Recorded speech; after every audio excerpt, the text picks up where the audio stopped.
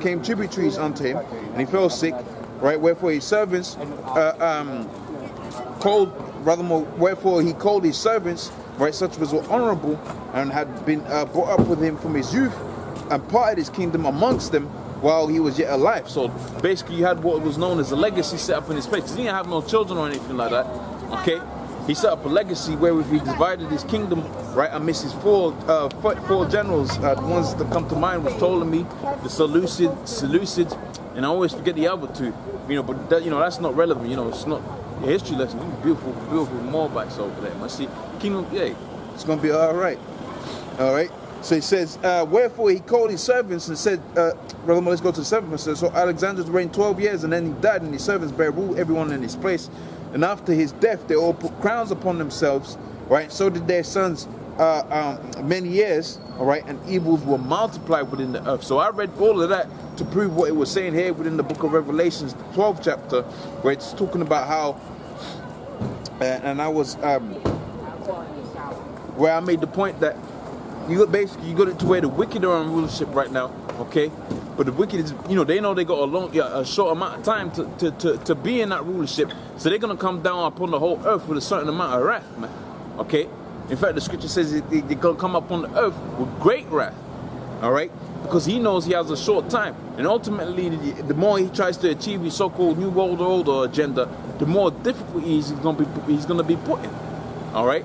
So Revelations, the 12th chapter.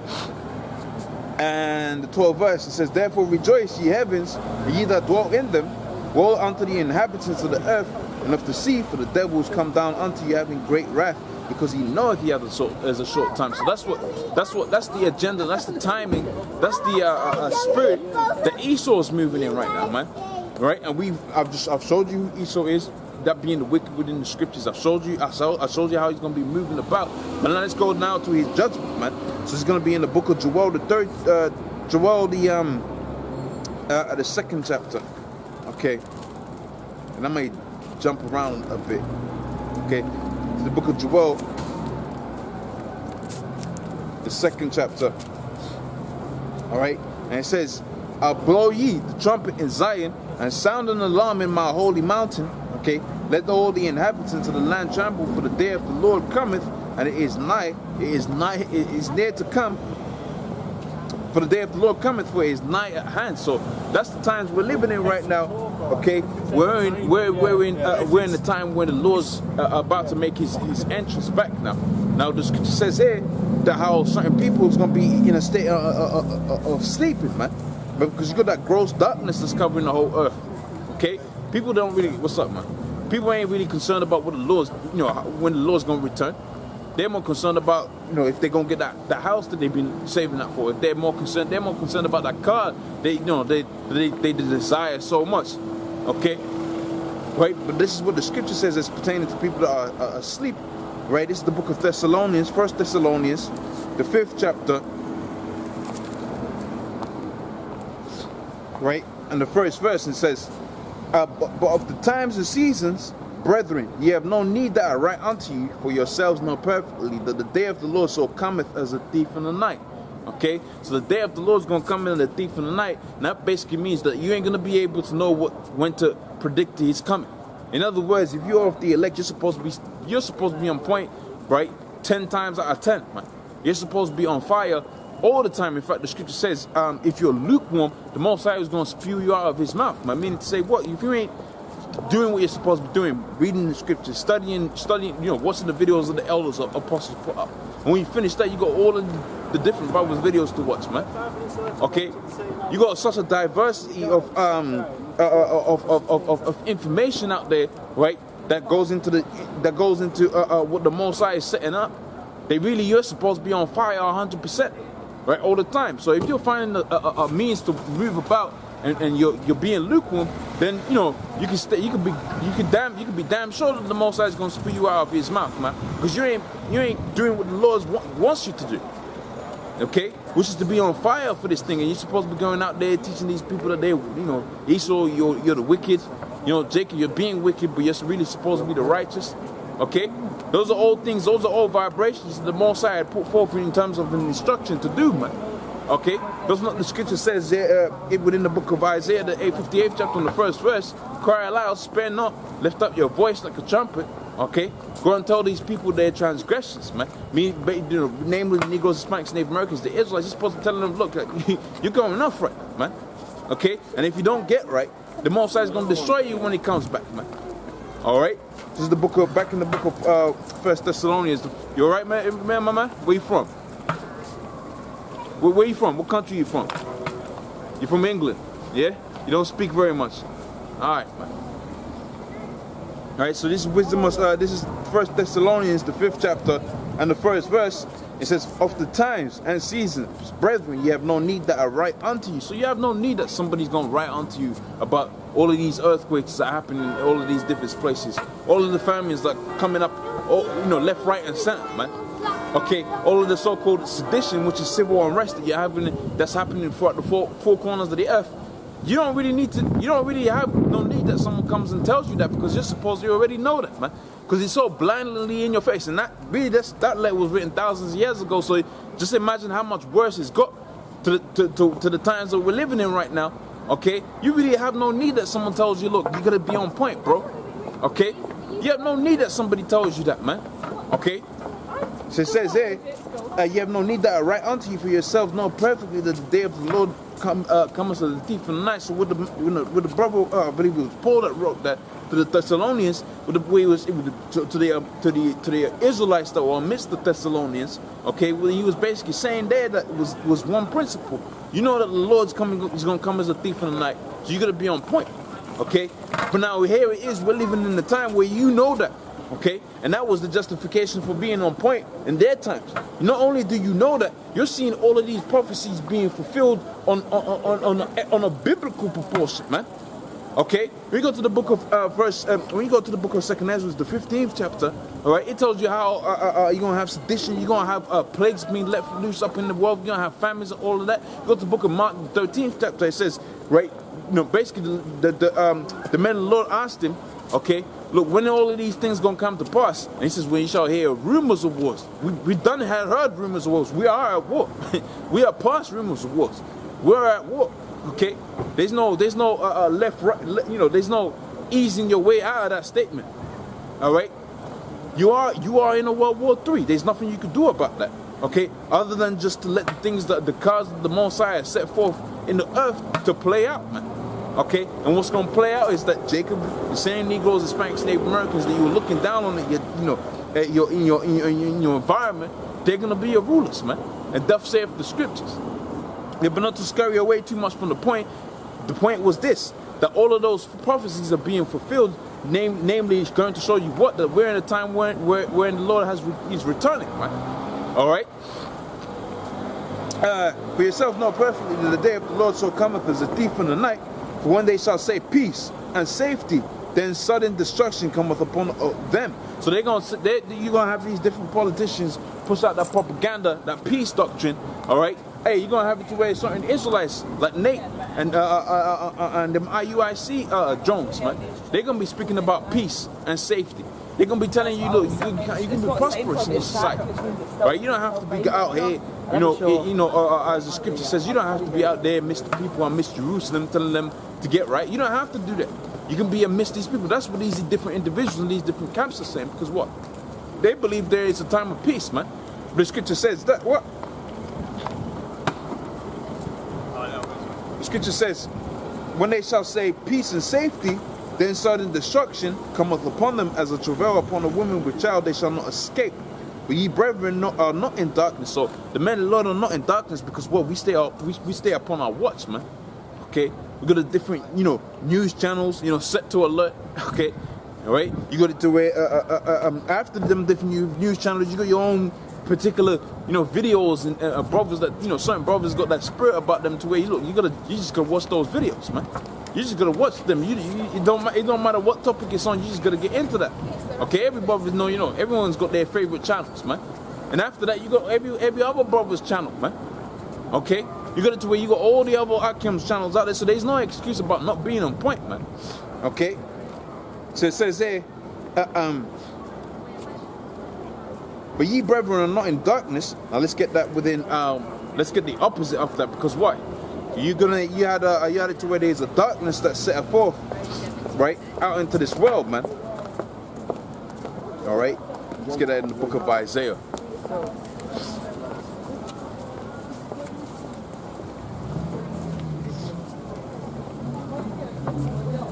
Right, so Isaiah 60:1. Arise ye, for thy light is come, and the glory of the Lord is risen.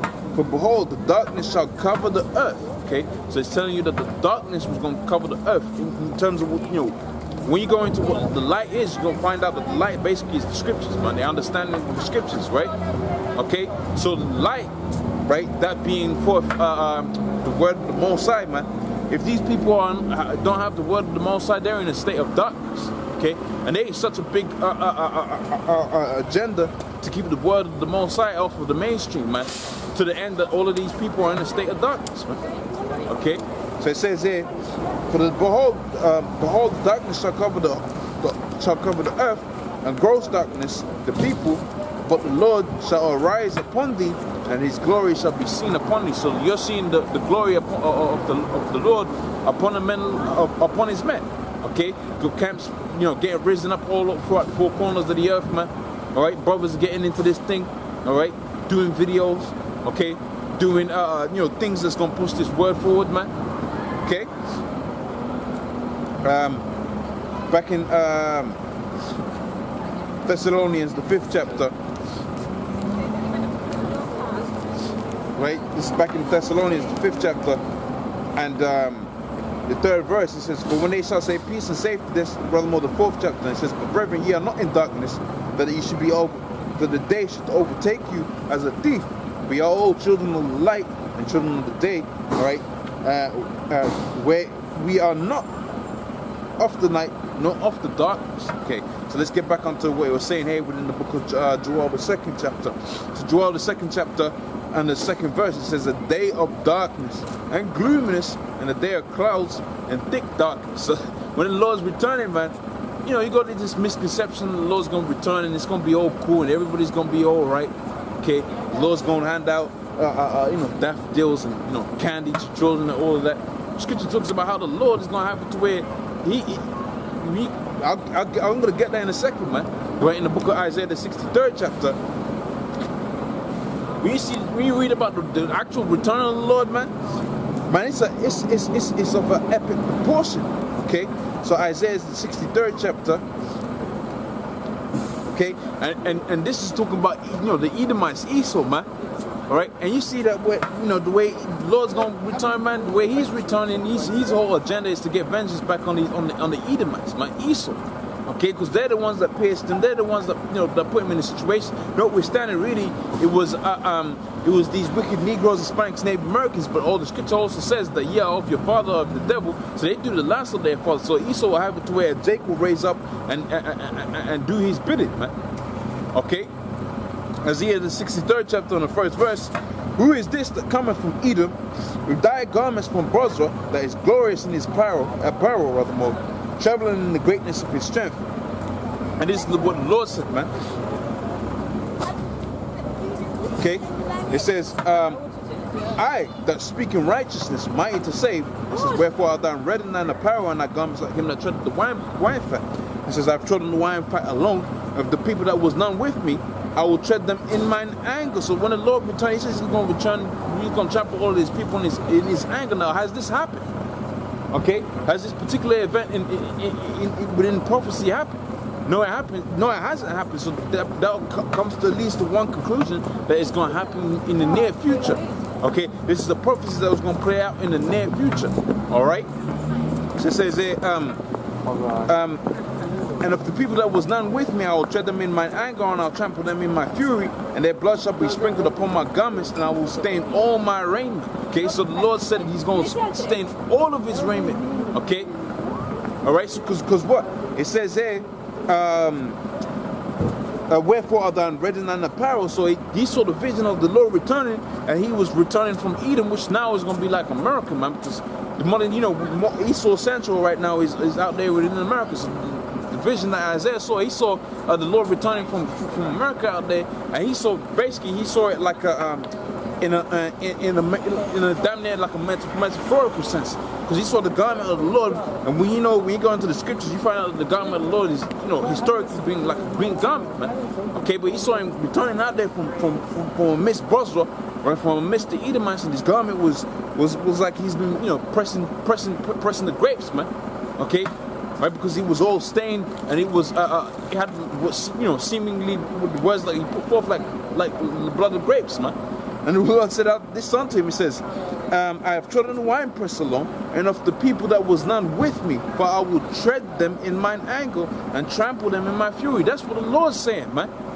So where does this misconception about the Lord coming out here with peace and so on and so forth, and handing out that which is ain't of the scriptures? Right? In fact, the scripture says this: the Lord came not for peace, but he came not to bring peace, but a sword, man. That's within the scriptures. That's within the so-called New Testament, man. It actually says that I came not to bring peace, but a sword upon this place, man. So when the Lord's returning, he ain't returning to bring people together. He said, I came to bring division, man. All right? The scripture says how the Lord said, if the Lord pretty much told the men that will follow him, any man that ain't willing to give up his family, he ain't worthy of me, man. Okay, he said, I ain't come to bring people together, I came to bring division, man. Well, you like that?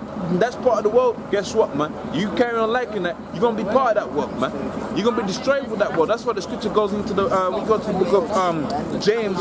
Is it James? I believe it might be in the book of James. The Lord pretty much said, the love of, it's James, maybe the first chapter and the 5th verse. It says, love not the world, neither the things that are in the world. For all that is in the world, the lust of the flesh, okay, covetousness, okay, pride, etc., etc. All of them things are contrary to the scriptures, man. All right. Notwithstanding, we already know Esau's in power, and he's bringing about all kind of wickedness. Okay, he's doing all kind of wickedness within the society. If you love this society, man, then ultimately you love wickedness, man. All right. You love wickedness, man. Because when you go out here within this society, you got a bunch of men, chopping their rods and wanting to be women, man. That's what you got within this society, man. Okay, you got these damn church-going so-called Negro women eating some goddamn catfish, some bacon, and all of that, man. That's all things contrary to the scriptures. And if you got your hand right to where your hand is half within this truth and half within this world, in other words, lukewarm, the Lord is going to spew you out of his mouth, man. You're going to be rejected, okay? You're going to get the royal rejection, like certain individuals, okay? For I will tread them in mine anger and trample them in my fury, and their blood shall be sprinkled upon my garments, and I will stain all my raiment. So that's what the Lord said, man. And that goes hand in hand with what he says within the so-called New Testament, where he said this: I came not to bring sword. I came not to bring, that's saying, I came not to bring peace, I came to bring a sword, my man. Okay? I came not to bring people together, I came to bring division. Okay? And that makes sense because what? Because he's going to divide the elect men, okay, that actually want righteousness. Because when you go to the book of Maccabees, the first chapter, and you really read down around about the 11th verse, you had it to where Antiochus, okay, was the next one out, was the Seleucid Empire, okay. When you go into the timeline, you had the Seleucids, they was in power, and I believe it was Antiochus that was the next one in line or whatever. I'll get into the history, a different time. But ultimately, when he came, he said, look, I gotta, make these, so-called Jews go off, man. So I'm gonna have it to where you ain't gonna have it to where they're gonna observe the Sabbaths, okay? You ain't gonna have it to where they observe Lord's such commandments to the Most High. And really, that's where the bulk of the diaspora, but not even the bulk of the diaspora. That's where you had it to where the Gentiles came into effect, because they were basically being made Gentiles by way of their so-called, by way of the law this man Antiochus was so-called pushing forth.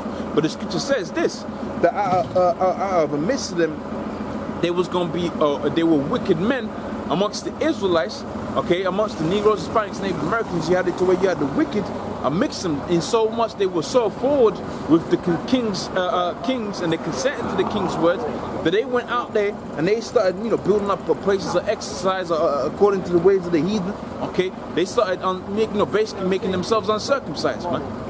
Okay. Now, what's the point I was making? I was making the point that what the Lord came to bring about division, because you also had it to where what starting first and foremost Judas Maccabees. They weren't about that wickedness, man. They weren't about that wicked lifestyle. Because why? Because they was the elect man of the Most High. And when you go into the certain parts of the scriptures, it says what? Okay, you right there, my man? All right, where you from?